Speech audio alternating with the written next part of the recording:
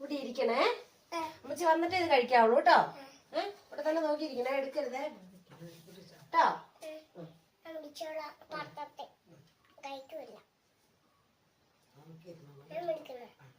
മാറി നിൽക്കും